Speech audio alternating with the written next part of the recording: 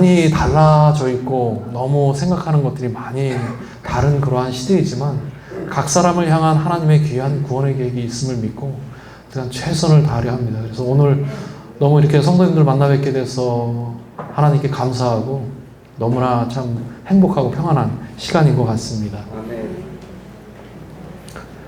이번 시간은 선교지에서 주신 그러한 경험들을 되짚어 보면서 또 하나님께서 주시는 귀한 또 말씀의 교훈들을 찾아보려고 합니다. 사람의 걸음은 여호와께로 말미암나니, 그러니까 우리의 인생은 하나님께로 말미암는다는 겁니다. 사람이 어찌 자기 길을 알 수 있으랴. 많은 사람들이요, 옳은 것을 추구하면서 살아갑니다. 그렇죠? 이게 틀렸어, 이게 잘못됐어 라고 하면서 가는 사람은 없잖아요. 그렇죠? 그런데 제가 신앙을 시작하면서 깨닫게 된 것은 뭐냐면, 많은 사람들이 옳다라고 생각하는 것들이 진리가 아닌 것들이 세상에 너무 많다라는 겁니다. 이게 옳아, 분명 옳아요, 논리적으로 제가 볼 때도. 그런데 진리는 아니에요.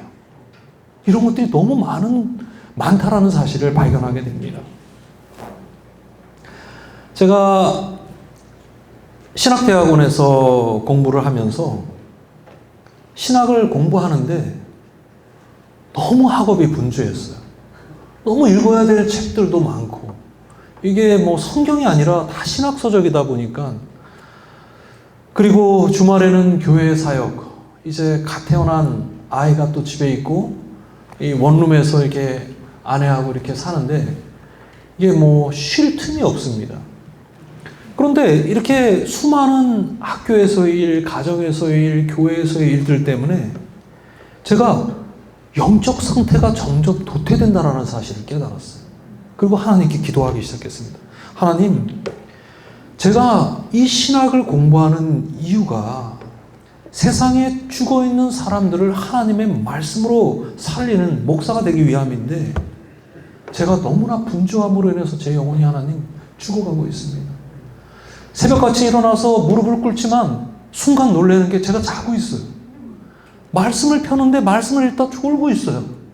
도저히 안 되겠다. 학교 갔어요. 새벽에 학교를 갑니다. 그래서 혼자 조그만 골방에 들어가서 말씀을 펴는데 또 졸고 있는 제 자신을 발견하고, 저녁에 들어와서 무릎을 꿇고 기도하고 있으면 또 머리를 박고 자고 있는 제 자신을 발견하면서 제가 너무 괴로운 겁니다. 하나님, 영적으로 제가 이러다가 죽는다면 제가 어떻게 영혼들을 살리는 목사가 되겠습니까? 저 좀 먼저 살려주십시오. 제가 이렇게 기도하기 시작했어요. 이렇게 기도하던 제게 학기가 마칠 때쯤 하루는 하나님께 제 기도의 응답을 하십니다. 선교지로 가라는 거예요. 지금 대학원에 다니고 아이 기저귀 값도 벌어야 되는데, 이 방학에 이제 제가 일을 하려고 이렇게 다 준비까지 해놨는데 선교지로 들어가라는 거예요. 그래서 여러 가지 일들이 있었습니다. 그래서 여러 가지 일들을 통하여 하나님께서 나를 정말 다시 부르시는구나, 말씀으로 다시 한번 확인하고 기도로 다시 한번 하나님께 묻고 여러 번의 확인 걸자를 통해서 하나님께서 저와 저희 가정을 부르신다는 확신을 가지고 신학대학원의 학업을 중단합니다.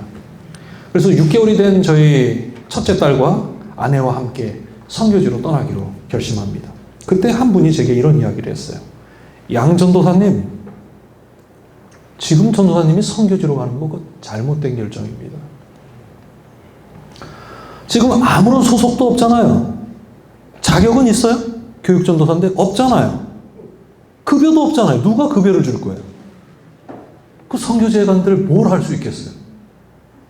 얼마 남지 않은 공부 빨리 마치고 목회 나가서 안수를 받은 후에 선교사로 가면 하나님께서 더 큰 종으로 우리 양 전도사님을 사용하실 겁니다. 이분이 저의 현실을 직시하고 저에게 아주 올바른 조언을 주셨습니다. 그분이 제게 이야기할 때 제가 고개를 끄덕였어요. 다 옳은 얘기, 틀린 얘기가 없어요. 아무 자격도 없습니다. 제가 어디로 가는지도 몰랐어요. 제가 무엇을 할 수 있겠습니까? 그런데 저는 마음속으로, 입으로는 얘기 안 했어요. 마음으로 이렇게 얘기했어요.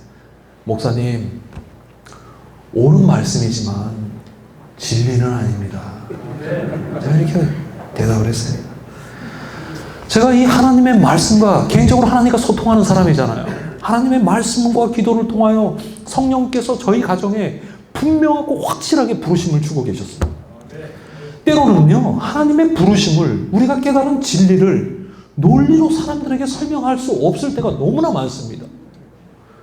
그러나 분명한 것은 하나님께서 저희 가정을 부르고 계셨어요. 여러분, 우리가 이 땅에서 과연 어떠한 삶을 살아야 할까요? 히브리서 11장 13절 16절 제가 좋아하는 말씀입니다. 이 사람들은 다 믿음을 따라 죽었으며 약속을 받지 못하였을 때 그것들을 멀리서 보고 환영하며 이 땅에서는 외국인과 나그네로라 증거하였으니 이같이 말하는 자들은 본향 찾는 것을 나타냅니다.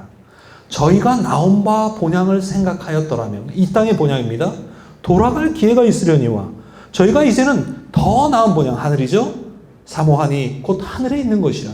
그러므로 하나님이 저희 하나님이라 일컬음 받으심을 부끄러워 아니하시고 저희를 위하여 한 성을 예비하셨느니라. 선교사라는 단어가 성경에 나오지 않아요. 그래서 선교사라는 이름과 가장 비슷한 단어가 무엇일까? 저는 뽑는다면 이 외국인, 나그네, 우거자, 엘리야에게 사용했던 이 단어라고 생각합니다. 이 나그네라는 단어가 헬라어로 파로이키아라는 단어를 사용하는데 이거는 외국인, 임시 체류자라는 뜻입니다. 저는 20대 후반이 되어서야 내가 이렇게 세상에 존재하고 있는 원인이 하나님이신 줄 알게 됐어요. 너무 늦게 하나님을 만났어요. 그래서 그분이 인도하시는 대로 지금까지 20년이 넘게 선교사로 달려왔습니다. 그런데 이상하게 하나님께서, 저는 외국을 원하지 않았는데도 자꾸 외국으로 저희 가정을 이끄셨어요. 그래서 외국에 가서 열심히 외국어도 배웠습니다. 외국인 체류증도 받아봤죠. 외국인 친구들과 잘 어울렸습니다. 결국 저희는 거기서 외국인이더라고요. 아무리 말을 잘해도, 아무리 그들과 친해져도 외국인이에요. 그래서 저는 이렇게 선교사의 삶을 살면서 개인적으로 성경에서 나그네오 외국인으로 나오는 믿음의 선조들이 이 땅에서 하나님께서 나그네로 살고 외국인으로 살았다라는 이 표현의 의미가 무엇인지를 저는 조금이나마 경험적으로 이해해 보는 것입니다. 저희 같은 선교사들의 아이들은 이 선교학을 배울 때 뭐라고 이야기하냐면 제3문화 아이들이라고 불러요. 저희 아이들. 제가 딸 둘이 있는데 이게 무슨 말이냐면 얼굴은 한국 사람인데 내면은 다른 나라 사람들이라는 거예요. 근데 저도 이 아이가 내면이 어느 나라 사람인지 모르겠어요. 왜 그러냐면 이 아이를 필리핀에서 임신을 했어요. 그래서 이 아이를 출산하기 전 비행기를 안 태워줘요. 너무 이렇게 출산 시기가 가까우면 그 시기에 딱 맞춰서 비행기를 타고 한국에 들어와서 아이를 출산합니다. 그리고 바로 6개월째 되던 해 이 아이를 데리고 중국에 들어왔어요. 예. 중국에서 또 선교사로 살다가 이 아이가 이제 중국말을 시작하려고 할 때 저희가 남미 페루로 넘어갔습니다. 그래서 이 아이가 페루에서 성장을 했어요. 잠깐 한국에 들어와서 또 이제 한국에 적응하려고 하니까 또 몽골에 가서 또 사춘기의 시간을 보내고 이번 2월에 한국에 들어왔습니다. 어느 나라 사람일까요? 짬뽕인가요? 네. 저도 잘 모르겠어요. 아이들이 학교를 보내면 한국인이잖아요, 얼굴이. 한국말을 합니다. 잘합니다. 예. 그러니까 한국 사람이라고 생각했는데 조금 이렇게 알다 보면 이상해. 그래, 이상합니다. 여러분, 제가 한국에 왔지만 언어는 잘 통하죠. 그렇지만 한국에서도 이상하게 외국인 같아요. 네. 여러분, 고향을 떠나서 타국에서 외국인으로 살아가는 것 결코 쉬운 일 아닙니다. 참 어렵고 불편한 일들이 너무 많아요. 그러나 오늘 저에게 왜 그렇게 불편한 삶을 사세요? 왜 그것을 자초해서 그렇게 사십니까? 고향에서 편하게 사세요 라고 이야기한다면 저는 그 이유와 목적을 분명하게 말씀드릴 수 있습니다. 이 선지자왕이라는 책 119페이지에 보면 이런 말씀이 있어요. 이름 있는 도시들로부터 멀리 떨어져 있었고 평생 높은 지위를 차지한 일이 없던 디셉 사람 엘리야는 자기 앞에 길을 준비하신 하나님의 목적에 대한 확신을 가지고 그의 사명에 임하여 크게 성공을 거두었다. 아멘. 여러분, 열왕기상 17장 1절에 보면 이 엘리야를 길르앗에 우거하는 자라고 표현합니다. 이 우거자라고 하는 것도 동일한 말이에요. 외국인, 임시 체류인이라는 뜻입니다. 엘리야는요, 다른 사람들처럼 큰 도시에서 살 수 있었다라는 거예요. 그렇게 이야기하잖아요. 이름 있는 도시들로부터 멀리 떨어져 있었고 살 수 있었습니다. 그의 고향이 비록 아주 작고 초라한 마을일지라도 자기 고향에서는 이방인이라는 무시를 당하지 않고 엘리야가 잘 살아갈 수 있었어요. 그럼에도 불구하고 그가 이방인으로서, 외국인으로서, 임시체류자로서 길르앗에서 나그네로 살아간 것은 자신의 앞에 길을 준비하신 하나님의 목적에 대한 확신의 사명이 이 엘리야에게 있었기 때문입니다. 우리 사랑하는 제3호 성도들이시여, 아브라함도 모세도 바울도 예수님도 제자들도 셀 수 없는 수많은 우리가 알지 못하는 믿음의 선조들도 이 땅에서 동일하게 나그네요, 외국인으로 그 삶을 마다하지 않고 기꺼이 살아갔다라고 성경은 기록하고 있습니다. 그들이 그러한 삶을 살았던 것은 하나님께서 자신들을 위하여 무엇을 준비하셨는지에 대한 확신이 있었어요. 두 번째는 자신을 향한 하나님의 부르심과 목적에 대한 확신을 이들이 가지고 있었습니다. 여러분, 우리는 이 땅에서 나그네죠. 외국인입니다. 우리가 이 땅에서 길게 살아봤자 외국인으로 몇 년이에요? 70년, 80년. 채식하면 조금 더 살아갈 수 있습니다. 저도 당연히 부모님과 형제들과 가족들과 친구들과 고향에서 살고 싶죠. 그러나 잠깐 이 땅에서의 즐거움을 인하여 영원한 소망을 잃어버리기를 저는 원하지 않습니다. 여러분, 재림을 기다리는 우리 모두는 이 땅에서 명심해야 하는 게 뭐냐면, 여러분 다 외국인입니다. 우리 한국 사람 아닙니다. 우리 미국 사람 아니에요. 우리 중국 사람 아닙니다. 남미 사람도 아니에요. 우리는 어디 사람이냐면 하늘나라 사람입니다. 그래서 우리가 먹는 것도 다르고 입는 것도 다르고 생각하는 것도 다르고 사람을 대하는 태도도 다른 거예요. 우리는 문화가 전혀 다른 사람들입니다. 우리가 이 사실을 관가하고 살아간다면 우리는 우리의 인생에서 가장 중요한 것을 잃어버리고 살아가는 것입니다.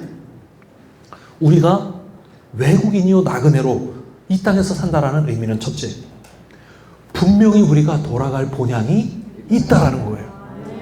두 번째, 이 땅에서 우리가 뿌리를 내리고 거주자로 살아간다라고 하는 것은 무슨 의미예요? 돌아갈 곳이 없다라는 거예요. 그냥 이 땅에서 잘 먹고 잘 살다가 그냥 끝나는 겁니다. 비록 우리가 이 땅에서 단 한 평에 머리 둘 곳이 없어도 우리를 부르신 이 하나님의 거룩한 부르심을 감사하며 기쁘게 살아갈 수 있는 이유가 우리 안에 있습니다. 그것을 성경은 뭐라고 이야기하냐면 소망이라고 이야기합니다. 그래서 우리가 이 길을 걷고 있는 겁니다. 로마서 8장 24절. 우리가 소망으로 구원을 얻었음에 보이는 소망이 소망이 아니니 보는 것을 누가 바라리요. 소망이라고 하는 것은 우리는 믿음으로 자꾸 구원을 받는다라고 하는데 맞죠? 그러나 우리는 소망으로도 구원을 받아야 합니다. 소망은 오늘의 현실이 어려워도 앞으로에 있을 좋은 기대를 인하여 그 어려움을 넉넉히 이기게 하는 것이 우리가 가진 소망의 힘입니다. 우리는 그리스도를 믿는 믿음으로 말미암아 구원을 받을 것입니다. 그러나 또한 소망으로 말미암아 구원을 얻어야 할 것입니다. 저는 개인적인 사정으로 26살에 고등학교를 졸업했어요. 그리고 제가 그래 학교 생활을 잘 몰라요. 이 한국상여 고등학교 지금 부교목으로 있는데 학교 시스템이 어떻게 돌아가는지 제가 여태까지 1년이 됐는데도 배우고 있습니다. 참 배울 게 많습니다. 제가 26세 고등학교를 졸업하고 29이 되어서야 제가 대학에 입학합니다. 그리고 32살이 되어서 대학을 졸업했어요. 33살에 제가 신학대학원에 입학을 했어요. 여러분, 저희 부모님의 마음이 어떠셨을까요? 다 부모님들이시니까 20대 중반이 되어서 하나님의 품으로 돌아온 아들이 갑자기 고등학교를 졸업하더니 거기다가 또 신학대학까지 가더니 신학대학원까지 들어갑니다. 그러더니 장가도 잘 갔어요. 예. 부모님의 마음속에 완전히 사라졌던 희망이 막 솟구치기 시작합니다. 이제 저런 아들이 이제 목회를 나갈 수 있다라는 기대감에 이 아들을 보면서 저희 어머니가 아들만 보면 이렇게 입이 이렇게 귀에 걸려 있어요. 행복합니다. 지금도 그러세요. 예. 기대를 걸은 겁니다. 그런데 대학원에서 첫 학기를 마친 아들이 갑자기 아무런 보장 없이 6개월 된 딸을 데리고 선교지로 나간다는 겁니다. 이 결심을 한 아들을 보면서 저희 어머니가 아들을 알아요. 초조해 하십니다. 처갓집에서 전화가 막 매일 몇 통씩 와요. 이게 무슨 말이냐. 그러나 결국 아들의 확고한 결심을 꺾을 수 없다고 판단한 양가의 부모님들이 저에게 마지막 한 가지 부탁을 하셨어요. 딱 한 가지. 그 부탁이 뭐냐면 보험을 들고 가라. 외국에까지 적용 가능한 보험을 들고 가라. 요즘에 보험이 좋다더라. 혹시 너 급여도 없이 가는데 무슨 일 생기면 어떻게 할 거야? 보험을 들고 가라. 그래서 어떻게 해야 됩니까? 기도해야죠. 하나님, 보험을 들라고 하는데 보험을 들어야 하겠습니까? 제가 고민한 후에 부모님께 말씀드렸어요. 보험을 들지 않겠습니다. 네. 그렇게 중국으로 출발하여 중국에서 1년의 사역을 마치고 다시 페루로 출발하여 2007년 11월 19일 페루에 도착합니다. 제가 숫자에 약한데 이상하게 이때 이 선교지에 도착한 날짜는 제가 잊지 않습니다. 네. 하나님께서 나를 부르셨다라는 그 확신 하나만 가지고 그곳에 갔어요. 중국에서 사역할 때 사용하던 거기는 그 빵차라고 하는데 이렇게 조그만 이 미니 다마스 같은 차를 팔아서 비행기 값을 마련했어요. 어디로 가? 저는 페루가 어디 있는지도 몰랐어요. 어디로 가야 되는지 누가 저희를 마중 나오는지도 모르고 그냥 그 비행기 값 3명을 딱 만들어서 출발을 했습니다.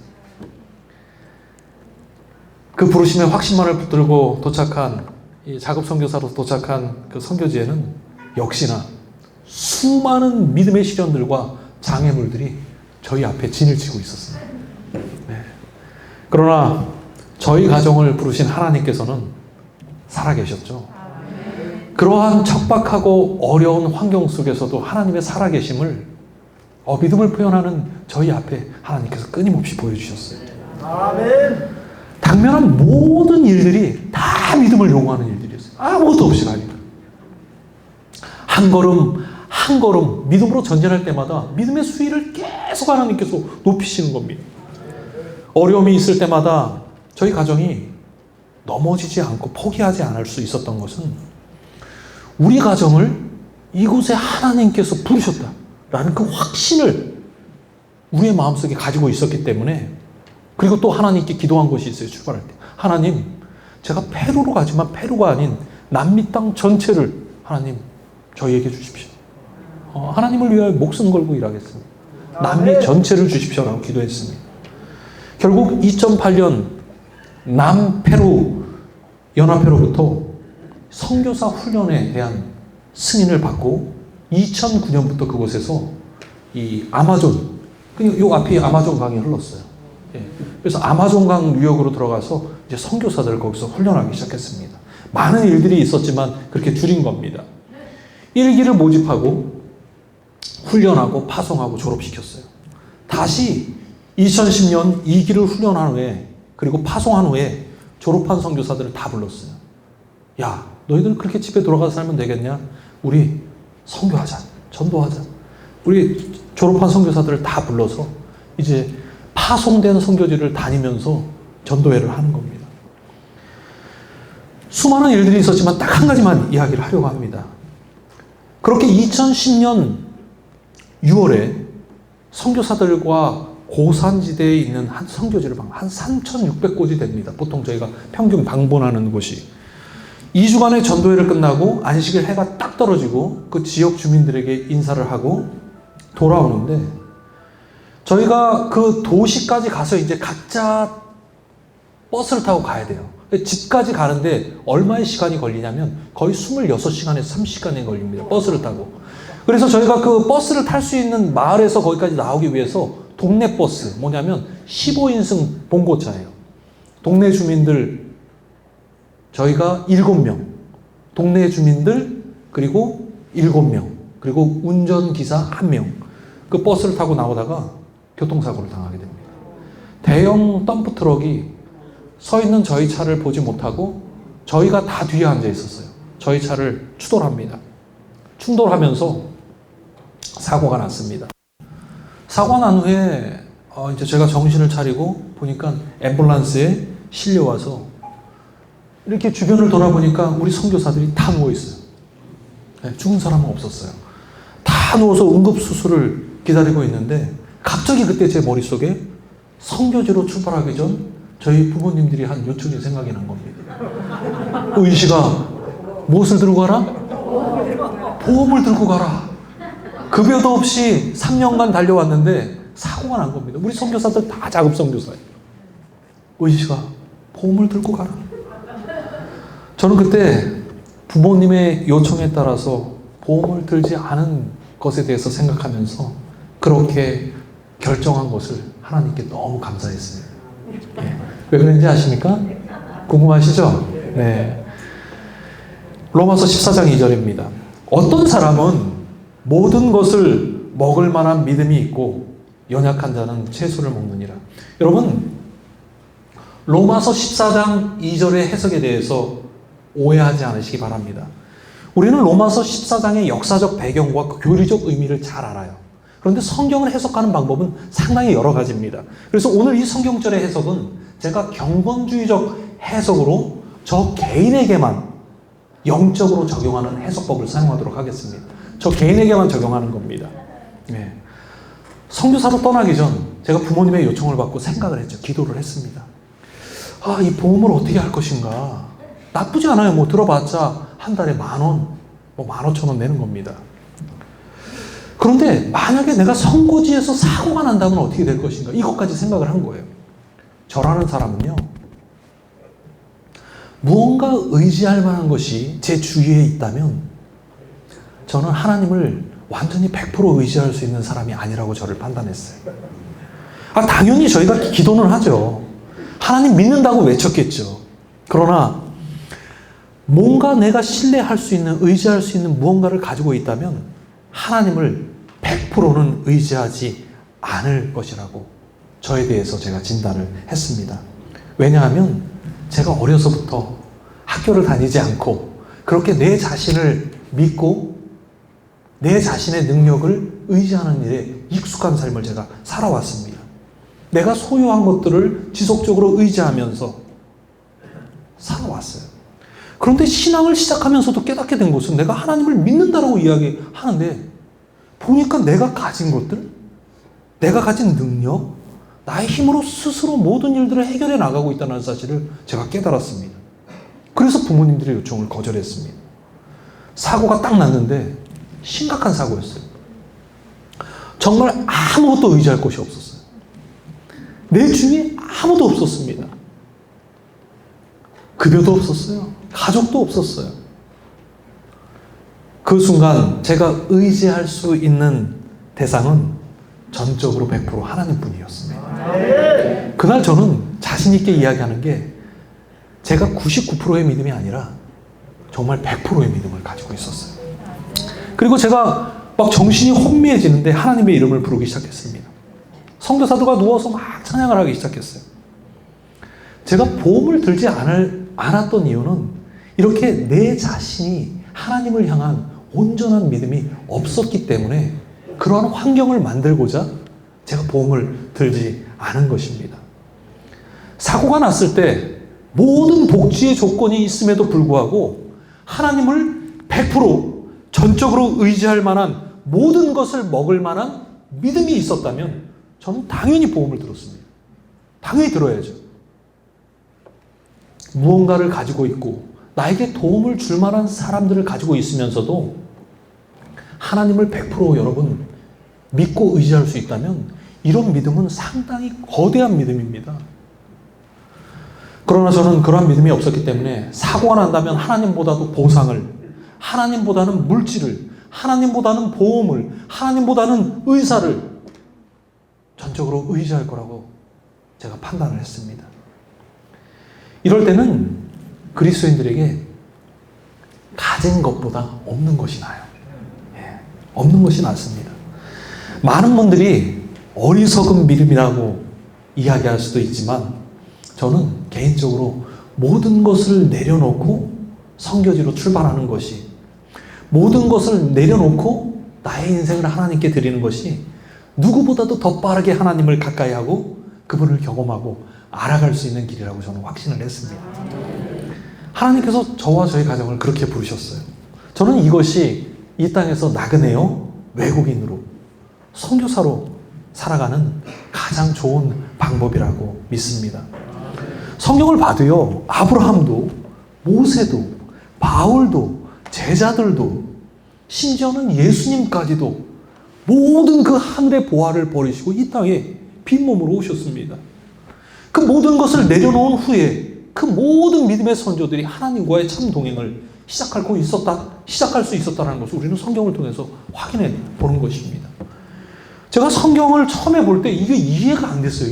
이런 말씀들이요. 뭐라고 말씀을 하냐면, 처음에 그 부자 간원이 예수님을 찾았을 때 이렇게 말씀합니다. 예수께서 그를 보시고 사랑하사 가라사대 너에게 오히려 한 가지 부족한 것이 있으니 가서 너 있는 것을 다 팔아 가난한 자들에게 주고 너는 나를 쫓으라. 참 이상하다. 예수님 똑똑하지 않으시다. 제가 이렇게 생각을 했어요. 너 부자지, 헌신하고 싶지, 다 팔아서 그걸로 선교하자. 이렇게 하셔야지. 다 팔아서 다 나눠주고 너는 빈몸으로 나를 쫓으라는 거예요. 예수님도 가진 분이 아니신데. 그리고 12제자를 파송하면서 아무것도 가지지 말라라고 말씀하십니다. 수많은 무리들에게도 동일한 말씀을 하세요. 모든 소유를 버리지 않으면 내 제자가 될 수 없다라고 말씀하십니다. 여러분, 모든 소유를 버리라는 이 말씀의 의미를 우리가 잘 이해를 해야 됩니다. 이 말씀의 의미는 있으면 분명히 가치가 있습니다. 가치가 있는 것이지만 그것이 물질이든 학이든 지위든 명예든 가족이든 친구든 집이든 자동차든 그것으로 인하여 우리가 하나님을 전적으로 신뢰하고 그분을 가까이 하지 못한다면 그것은 믿음 없는 사람들에게는 약이 아닌 독이 되는 겁니다. 예수님은 우리의 신앙에 있어서 우리가 어떠한 환경, 어떠한 상황 속에서도 가장 먼저 하나님을 전적으로 가까이 하는 믿음의 경험이 필요되는 것을 알고 이러한 말씀을, 명령을 주신 것입니다. 그래서 예수님께서는 계속 끊임없이 버리라고 말씀을 하시는 거예요. 이 땅에서요, 여러분, 살아가기 위해서 우리가 필요한 것들이 너무나 많습니다. 그것들이 필요 없다라는 이야기가 아니라 오늘 말씀은 영원한 복음 되신 예수 그리스도를 우리가 개인적으로 만나고 그분의 능력을 경험하기 위해서 우리의 삶에 우선시 되어야 할 것이 무엇인지에 대하여 말씀드리고 있는 것입니다. 먼저 우리는 모든 것을 내려놓을 때 우리는 하나님의 살아계심과 우리의 삶의 능력으로 역사하시는 하나님을 경험하게 될 것입니다. 그러한 경험을 하게 될 때 삶의 가치가 완전히 바뀌어요. 바울은 이렇게 고백합니다. 무엇이든지 내게 유익하던 것을 내가 그리스도를 위하여 다 해로 여길 뿐더러 또한 모든 것을 해로 여김은 내 주 그리스도 예수를 아는 지식이 가장 고상함을 인함이라. 내가 그를 위하여 모든 것을 잃어버리고 배설물로 여김은 그리스도를 얻고. 여러분, 가장 좋은 것은 우리가 믿음이 있어서 모든 조건을 가지고 있으면서도 하나님을 전적으로 의지하고 그분을 신뢰할 수 있다면 그게 최고예요. 예. 그러나 내려놓는 일이 우선되지 않는다면 우리의 죄된 본성은 하나님을 전적으로 신뢰하지 않습니다. 내려놓는 것이 우선되지 않을 때 우리는 그 이후에 예를 들어서 모든 것을 내려놨어요. 하나님께서 채워주셨어요. 그랬을 때는 하나님이 채워주시는 것을 가지고도 하나님을 전적으로 의지할 수 있는 믿음이 되는 것입니다. 하나님께서는 모든 것을 내려놓은 사람들에게 이렇게 말씀하십니다. 제자들을 하나도 없이 파송하셨어요. 그런데 돌아온 제자들에게 이상한 말씀을 하십니다. 저희에게 이르시되 내가 너희를 전대와 주머니와 신도 없이 보내었을 때 부족한 것이 있더냐? 저는 저한테 물어보는 것 같더라고요. 은씨가 너 급여도 없이 그렇게 자급 선교사로 오래 선교지에 보냈더니 밥 굶어 본 적 있니? 생각해보니까 항상 삼시세끼를 먹었어요. 두 끼를 먹어본 적이 없어요. 지금 제가 한국에 와서는 두 끼를 먹습니다. 근데 선교지에서는 세 끼를 먹었어요. 지금 보니까. 하나님 굶어본 적이 없습니다. 근데 저희 가정만 사는 게 아니라 선교사들 수십 명 매달 급여를 보내줘야 돼요. 수백만 원, 수천만 원씩 들어갑니다. 급여도 없는데 하나님 정말 다 채워주셨네요. 제자들에게 물어보는 거예요. 너희가 부족한 것이 있더냐? 그랬더니 제자들도 똑같죠. 없었나이다. 내려놓고 가니까 경험하는 거예요. 그랬더니 예수님께서 뭐라고 이야기하시냐면 한 입으로 두 말 하십니다. 언제는 다 버리고 나를 쫓으라고 하시더니 이제 제자들에게 뭐라 그래요? 가지라. 이제는 가지라. 무슨 의미냐면 이미 다 버리는 경험을 통하여 하나님의 살아계심과 하나님이 나를 먹이시고 입히시는 하나님의 채워주시는 은혜를 경험한 사람들은 이제 무언가를 하나님께서 주셔도 소유해도 그것들을 의지하거나 그것을 인해서 믿음을 잃어버리거나 혹은 그것들을 통하여 자신의 이기적 목적을 위해서 사용하지 않기 때문입니다. 그들은 이제 하나님께서 주신 모든 것, 자신이 가진 모든 것을 통해서 하나님을 모르는 수많은 사람들에게 우리에게 주신 마지막 복음을 외치는 통로로 사용할 수 있는 사람들이 되었기 때문입니다. 아멘. 모든 것을 먹을 만한 믿음의 사람들이 됐습니다. 여러분, 가진 것 하나 없이 이 땅에 오셔서 나무못 한 벌마저 이기적인 사람들에게 빼앗기셨지만 그 빼앗아가는 사람들을 위하여 기도하신 삶이 바로 예수님께서 우리에게 가르쳐 주시고 보여주신 믿음의 삶입니다. 사람들은 심지어 그리스도인들조차 태어나서 죽을 때까지 더 많은 것들을 소유하기 위해서 살아갑니다. 무슨 배울 게 그렇게 많은지, 더 많은 지식, 더 많은 물질, 더 큰 명예 충분합니다.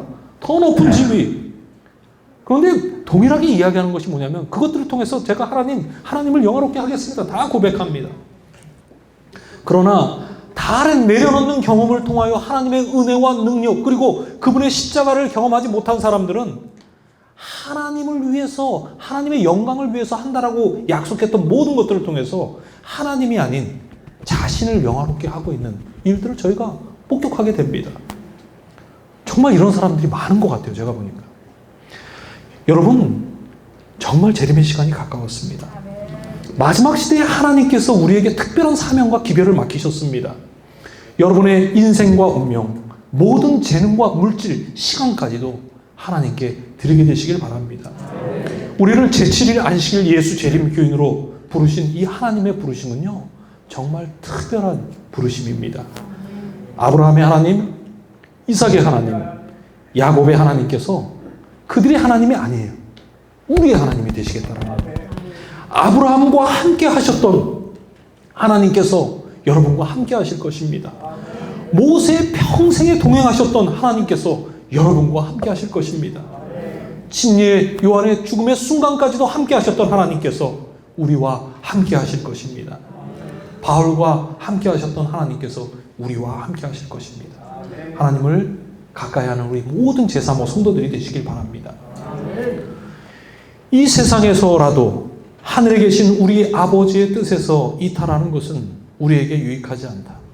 우리가 하나님의 말씀의 능력을 깨닫게 될 때 우리는 식량을 구하거나 우리 생명을 구하기 위하여 사단의 제의를 따르지 않을 것이다. 우리의 유일한 질문은 하나님의 명령은 무엇인가? 하나님의 약속은 무엇인가가 될 것이다.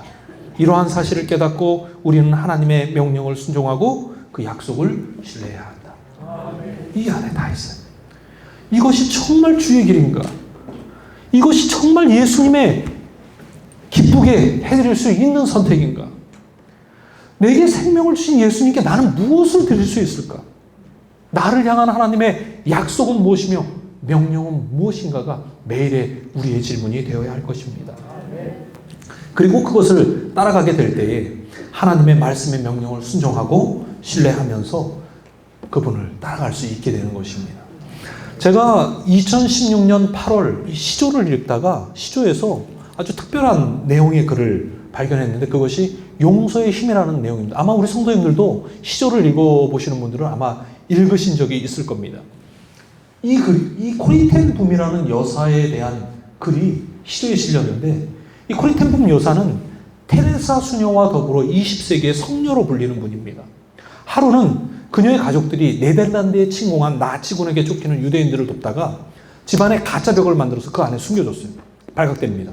그래서 독일의 가장 악질적인 수용소라고 하는 라벤스부르크 수용소로 이 가족들이 다 잡혀갑니다. 코리의 가족들은 신앙심이 뛰어났어요.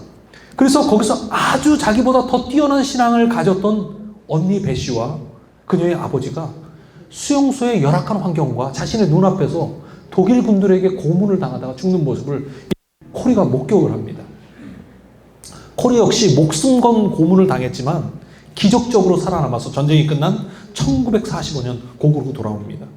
그래서 고국으로 돌아와서 1년 동안 신학 공부를 마친 코리는 1946년 다시 독일로 돌아갑니다. 그래서 독일의 곳곳 지방 마을을 다니면서 뭘 하냐면 간증 집회를 합니다. 제목은 원수를 사랑하라. 무슨 얘기예요? 이 사람들이 원수지만 용서했다라는 거예요. 누구를 만나서? 예수님을 만나서. 그런데 어느 날 독일의 한 마을에서 간증을 마치고 독일 사람들과 인사를 하는데 갑자기 저쪽에서 자기를 고문하고 언니의 목숨을 앗아간 그 간수가 다가온 겁니다. 코리는 그 순간을 일기장에 이렇게 기록했대요. 그 순간 내 심장은 얼어붙는 것 같았다. 여러분 생각을 해보십시오. 여러분의 자녀와 가족을 눈앞에서 죽인 사람이 다가오고 있어. 아무리 하나님의 사랑으로 용서했다라고 하는데 코리는 이렇게 고백합니다. 하나님, 저 인간만큼은 용서할 수 없습니다. 그때 하나님이 말씀하셨다. 코리야, 용서하거라. 하나님, 저 인간만큼은 하나님 용서할 수 없습니다. 마침내 그 원수가 코리 앞에 섰습니다. 그때 다시 하나님의 음성이 들려옵니다. 나는 너가 저 사람을 용서할 수 있느냐 없느냐를 묻는 게 아니야. 용서하라는 것은 나의 명령인데 내 명령에 순종하겠느냐 안 하겠느냐를 묻는 거예요. 코리는 일기장에 이렇게 기록했다. 나는 용서하고자 하는 마음과 느낌 없이 다만 하나님의 말씀의 명령에 순종하기 위하여 손을 내밀었다. 그런데 이상한 일은 내가 하나님의 명령에 순종하여 손을 내밀어 그를 안는 순간 주께서 내 마음속에 그를 진심으로 용서할 수 있는 마음을 부어주셨다는 것이다. 그리고 코리는 그의 일기장의 마지막에 이렇게 기록합니다. 명령을 수행할 수 있는 능력은 성령에 의지한 순종을 통해서만 가능하다. 제가 이 글을 읽고 곰곰이 생각해 봤어요. 여러분 무슨 교훈을 우리에게 주고 있을까요? 많은 그리스도인들이요. 저도 그랬어요.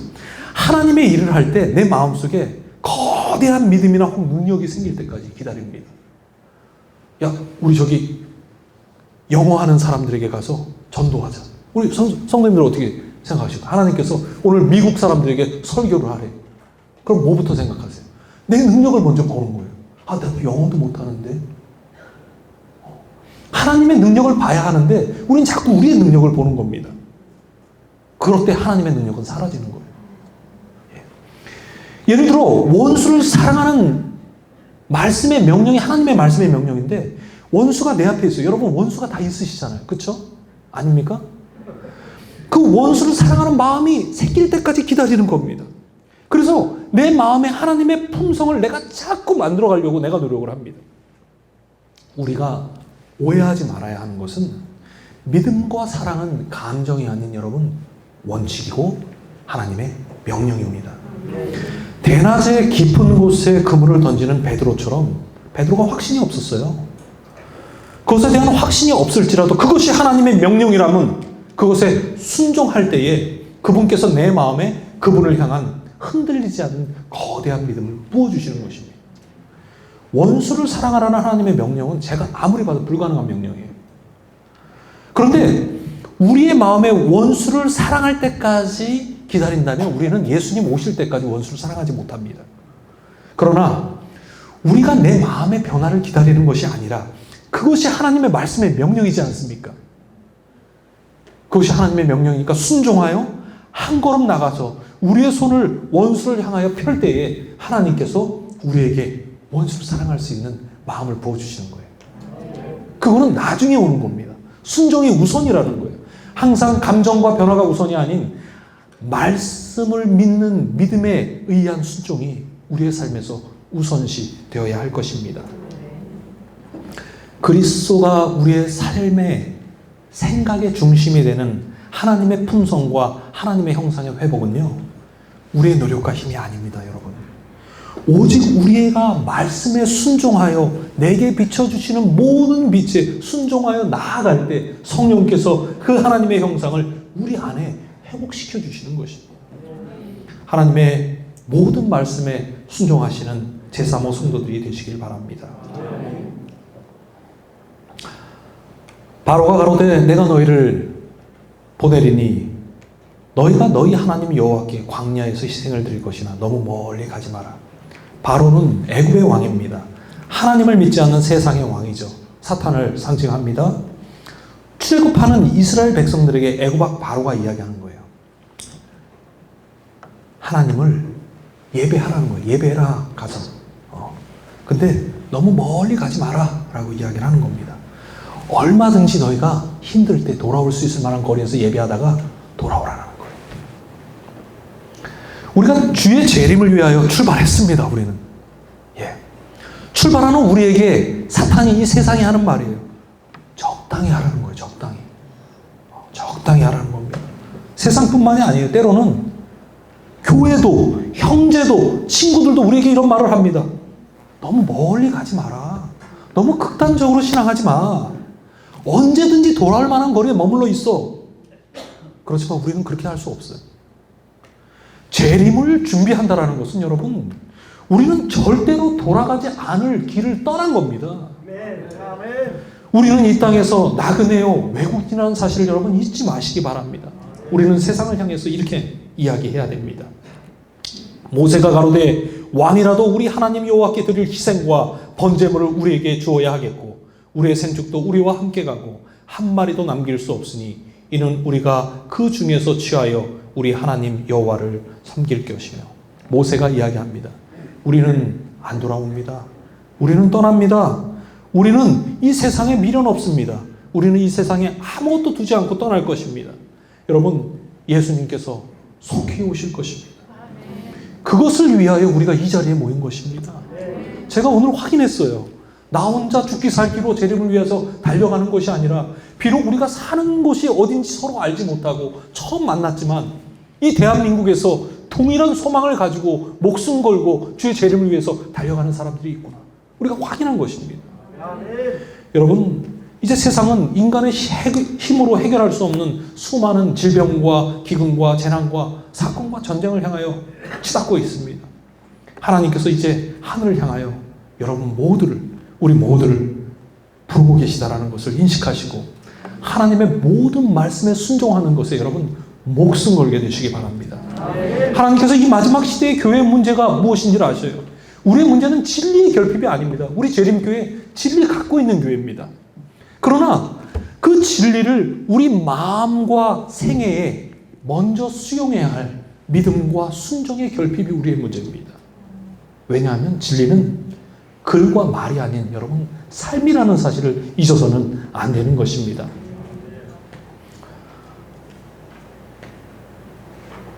그들의 품성 가운데는 하늘 성소의 정결에 대한 실제적인 열매들이 나타날 것이다. 이런 첫째가는 목적을 달성함은 제2의 목표를 실현시킨다. 여기까지는 잘 이해가 안 가요.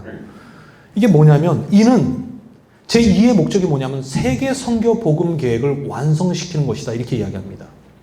셋째 천사의 기별에 참된 이해가 오래전에 제1 목표인 그리스도와 닮은 품성을 달성함에 대한 진정한 발전을 얻었을 것이다. 이게 뭐냐면 두 가지 목표가 있는데 그리스도인들에게 1 목표는 뭐냐면 그리스도인 품성, 그리스도의 형상 회복이라는 겁니다. 그런데 이 1 목표가 우리 그리스도인들에게 이미 완성됐다면 이 목표, 세계 선교는 완성될 거라는 거예요. 정확히 이야기하는 겁니다. 여러분, 한 사람을 전도할 수 있는 사람은 전도에 제한이 없다라는 말을 항상 기억하게 되시기 바랍니다. 오늘 내 자신을 하나님께 드리는 일에 최선을 다하게 되시기 바랍니다. 모든 것을 그분 앞에 내려놓게 되시길 바랍니다. 어떤 말씀이라도 하나님의 말씀이라면 여러분 목숨 걸고 순종하게 되시기 바랍니다. 그렇게 될 때에 하나님의 형상이 여러분의 안에서 회복될 것이고 그때에 세계 선교는 자연스럽게 이루어질 것입니다. 오늘 우리가 있는 자리는 비록 다르지만 하나님의 은혜가 재림을 사모하여 주의 날을 위하여 목숨 걸고 달려가는 우리 모든 이곳에 있는 제3호 성도들에게 주님 오시는 그날까지 함께 하시기를 주님의 이름으로 간절히 축원합니다. 제가 원래 오늘 아침까지 하나님 섭리가 있으세요. 그래서 원래 이제 선교지 소식 경험들을 마무리하려고 분명 준비를 해놨는데 지금 제가 보니까 시간이 너무 모자라서 이걸 어떻게 할까 하는데 보니까 아침에 와서 이렇게 정리하는 과정 속에서 그 뒤에 부분이 사라졌어요. 네, 시간을 정확히 맞춰서 끝낼 수 있었습니다. 혹 추후에 기회가 된다면 그 사고 이후에 또 하나님께서 어떻게 저희 가정을 또 이끄셨는지 우리 성도들에게 나눌 수 있는 그러한 시간을 갖도록 하겠습니다. 기도하시겠습니다.